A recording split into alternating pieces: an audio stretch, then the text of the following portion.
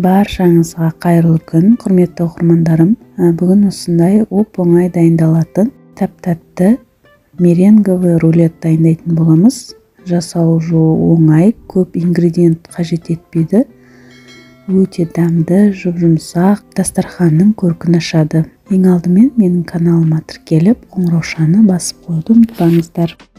Жұмыртқаның ағын осылай ыдысқа құйып алып, жақсылап миксерлейміз.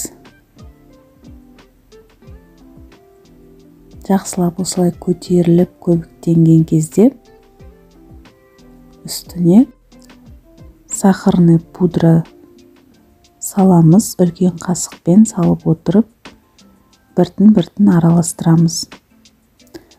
Оның үстіне лимон қышқылын құямыз. Лимонның согын құямыз. Тағы да миксерлейміз және 2 ас қасық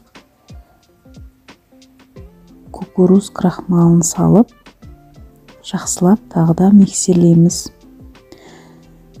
Сахарный пудраның орнына шекер салсаңыздар да болады. Осы дайын көбікті табамызға пергамент төсеп, пергаменттің үстіне құямыз. Барлығын жан-жағына жеткізіп, бір келкі етіп жайып шығамыз. Және 150 градуста пешті қыздырып, массаны пешке салған кезде 180 градусқа пісіріп аламыз. Міне осылай пісіп шықты. Енді ортасына жағатын крем дайындаймыз. Кремді жақсылап араластырып, миксермен дайындап аламыз. Және пергаментін алып тастап, кремді жағып ортасына және алдын ала турап қойған банан мен құлпынайды да ортасына осылай сеуіп шығамыз.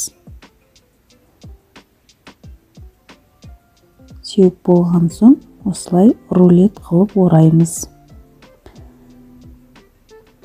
Және қалған кремді үстіне әсемдік үшін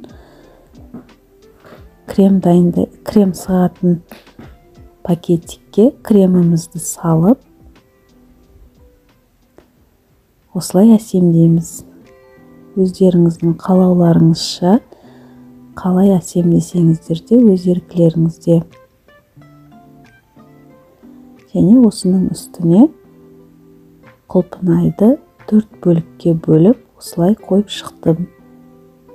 Өте әдемі және дәмді меренговый рулет дайын болды. Қонақ шақырғанда да, балаларға да, өздеріңізге де осылай дайындасаңыздар өте керемет, оп-оңай дайындалу жолы.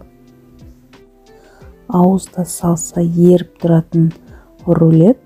Тоңазытқышқа жарты сағатқа қойсаңыздар, кремі қатып, турағанға оңай болады. Сіздерге видео рецепт ұнаған болса, WhatsApp желісіне тарата отырыңыздар. Рулетті кескен түрін көрсетіп жатырмын сіздерге.